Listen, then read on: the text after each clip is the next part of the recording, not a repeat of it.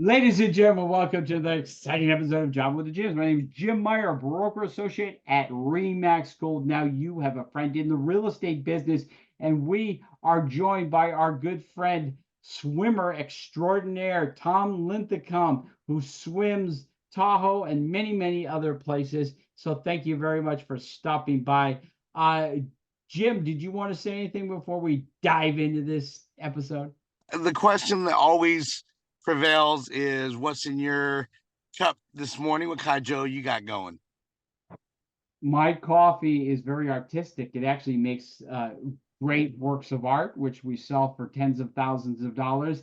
And trust me, that is not we're not laundering any money. It's just as legit as the artwork that is sold by Biden.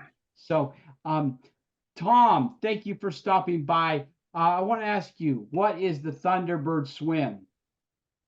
The Thunderbird swim is really one of our latest creations from where they filmed The Godfather 2. Mm-hmm. We decided that would be a good spot to start our next swim. So these are connected. The Viking swim, The Godfather, and the Thunderbird are connected. So we on the beach anyway. So we land on that beach in Homewood, and then you swim from Homewood from The Godfather's next to the where they filmed Godfathers 2 to the Thunderbird estate. It's well-known estate. There's a lot of history. You can read up on it in Tahoe.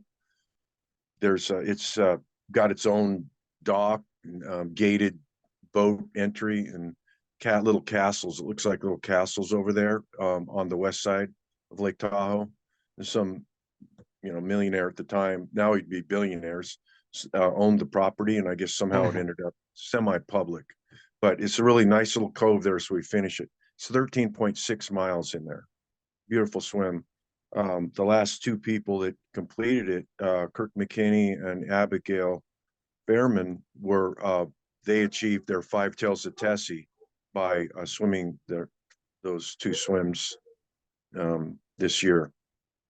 So and that's our last year now. Forget it's a new year. Yeah. But yeah, and there's only 5 of us that have actually achieved that swim. Oh, that's incredible. All 5 swims. How long would an average person need to train to be able to do one, just in general, to get in shape enough to where they could really do that distance? Yeah, well, I'd call somebody like Kim Rutherford, Abby Fairman, Sarah Thomas, some of the top swimmers in the world. Amy Gubser would be great to talk to, or and I'd love to help if anybody has any need for training. But it's good to get in the water, even if you're just with the master swim. You just sign up and you're in a master swim program. You're lifting weights. You have to figure out, what are you going to do with feeds. You have to think about it. You're going to be out there. You're not going to be able to get out of the water. So what are you going to do for nutrition? You really need to know your nutrition, how your body's going to respond to the different types of feed. Are you going to have something different every few hours? Or are you going to have always the same thing? You want to have a plan, because you don't want to get out there and get on the boat and say, well, here's a bag of feed, and I don't know how it's going to work, and just gamble on how your stomach's going to respond and all that kind of thing. You can even train in a pool, but it's great if you can get into some open water, get into San Francisco Bay, get into Lake Natoma and Folsom, wherever body of water you're near, instead of just a pool. That's amazing. Tom, you want to come back tomorrow for one more show? Sure, I'll wait right here. Okay. All right. We're going to see you guys again tomorrow.